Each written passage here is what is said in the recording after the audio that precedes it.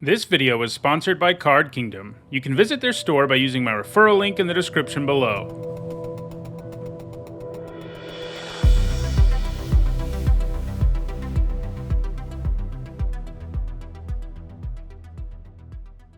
Hi everyone, I'm Nizzahon, and it's Friday, and that means it's time for another MTG Top 10, the series where I rank cards based on their historical performance at Magic's highest level of competition. Sometimes, though, we also look at the worst cards in the game, and we're doing that today, but with a twist. This list simply isn't made up of my picks for the worst cards ever in some category. Instead, it's a list of 10 cards with great art that also happen to be terrible Magic cards. This is something that seems to happen pretty often, as anytime I do a worst video, there will be people in the comments saying, well, at least X card has good art, and that's what motivated me to make this list in the end.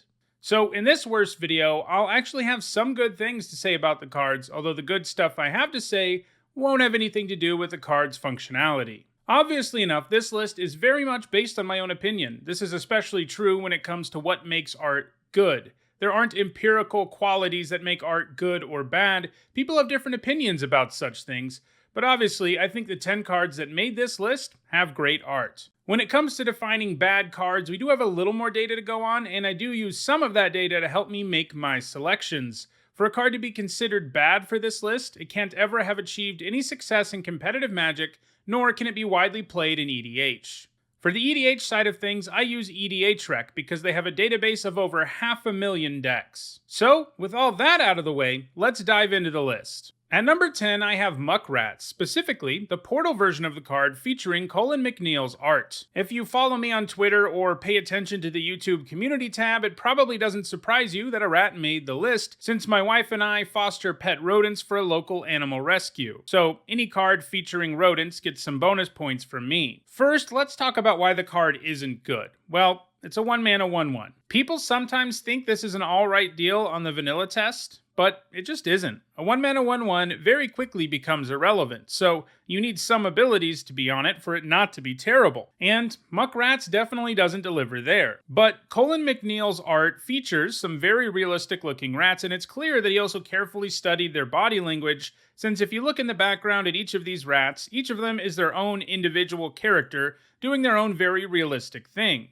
And rats, of course, do have individual personalities, just like the art depicted here. And yeah, these rats are supposed to be kind of gross and scary. I mean, Muck's in their name, but I can't see anything here other than a bunch of adorable rats. On top of that, I also really like the buildings and the moon in the background. This card came out well before Innistrad was ever a thing, but there are some definite Innistrad vibes here. Innistrad's architecture was, of course, based on German and Prussian Fachwerk architecture, and that was certainly the inspiration here too. So yeah, this artist went to a lot of work for this horrible 1-mana 1/1, but I definitely appreciate it, and I hope you do too. Speaking of Innistrad, at number 9, I have Paraceline. This is probably the least bad card on this list, as evidenced by the fact that it's played in 350 EDHREC decks. That number still isn't super impressive when we're talking about a database of over 500,000 decks, but it's impressive for this list. Anyway, Paraceline does have an effect that is pretty powerful in the right situation, since it can blow up all enchantments while also gaining you life, but the card's problem is that there are a lot of better ways to just blow up all enchantments, and many of them are in white already, so it just doesn't make sense to put this into a deck that needs this effect when there's just better options around. But obviously, since it's on this list, it has some really amazing art. Paraceline is a meteorological and astronomical term that's used to refer to the bright light that's projected by the moon, creating rings and bright spots in the sky. And Ryan Yee's art does a great job of showcasing a beautiful ring of light around Innistrad's moon, which also happens to play a major role in the lore of the plane. At number 8, I have carrier pigeons. Just like it isn't a surprise that a rat made this list, it probably doesn't surprise you that much that a bird made the list either. In addition to having pet rodents, and a cat, and a dog by the way, we also really love bird watching, and we help a local wildlife rescue by bringing them injured birds on a regular basis, so I also have a soft spot for pretty much all birds in Magic. If you haven't noticed, I actually have the art of several famous Magic birds behind me in every one of my videos. Anyway, Carrier Pigeon is a card with art I love, and that I would like to own, and it also happens to be a really bad card. It's a 4-mana 1/1 flyer, and that's a pretty awful rate. not one that can be overcome by the delayed cantrip effect. The pigeons actually have two different artworks, both of them by Pat Morrissey, and I like both of them. Pigeons are actually very intelligent birds who kind of get a bad reputation, but the fact they can be trained to deliver mail is a pretty good indication of their intelligence.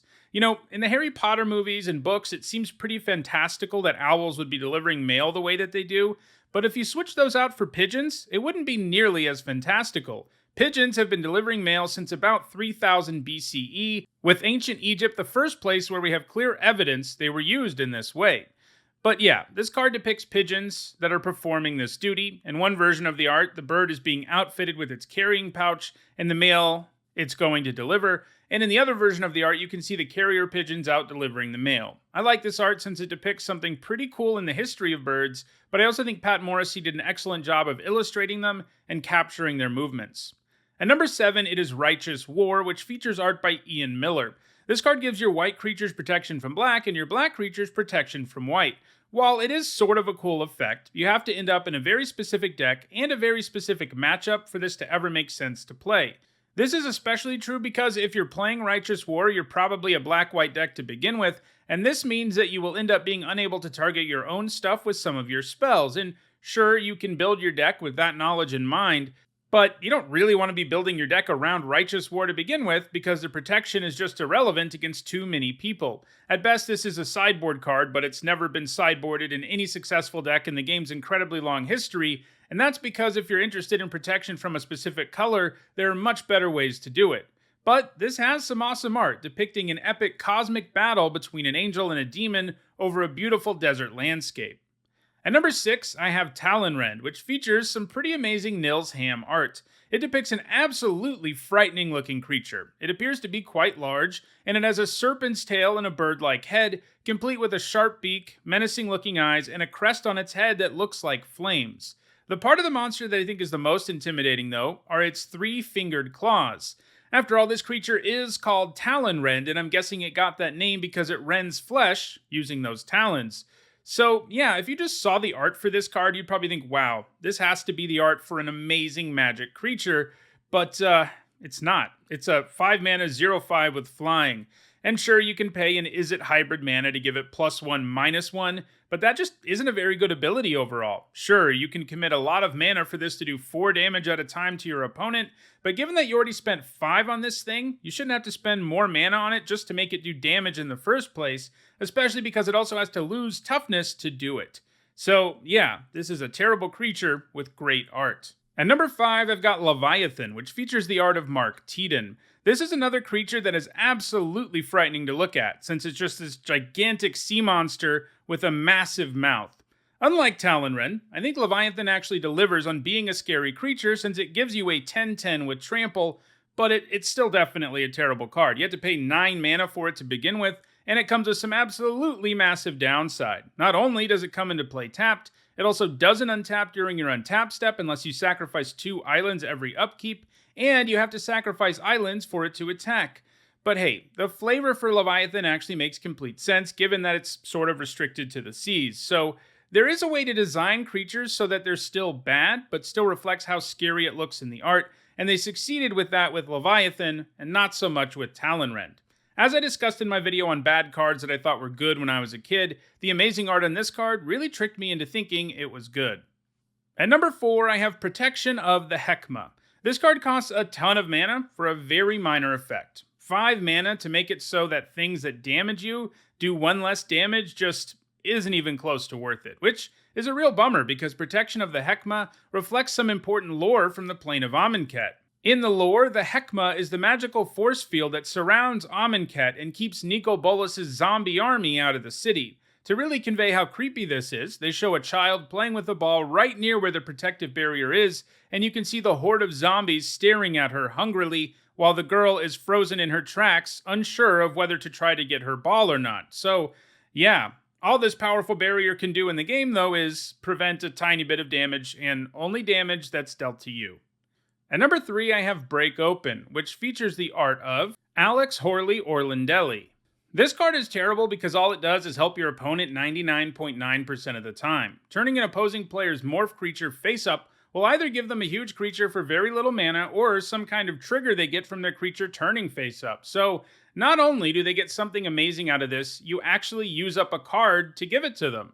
This makes it one of the worst cards in the entire game of Magic. But I actually really like the art, mostly because it helps you understand how Morph works. The art shows a warrior smashing a Morph creature and revealing what's inside. You can see the strange, multi-legged creature, which is what the Morph creature looks like when it's face down. By the way, it's also what the set symbol for Onslaught depicts. Anyway, you can see the octopus-like creature contained within the Morph creature, so evidently a shell is created around these creatures, disguising what they are. So I think the art depicts something really cool in Magic lore.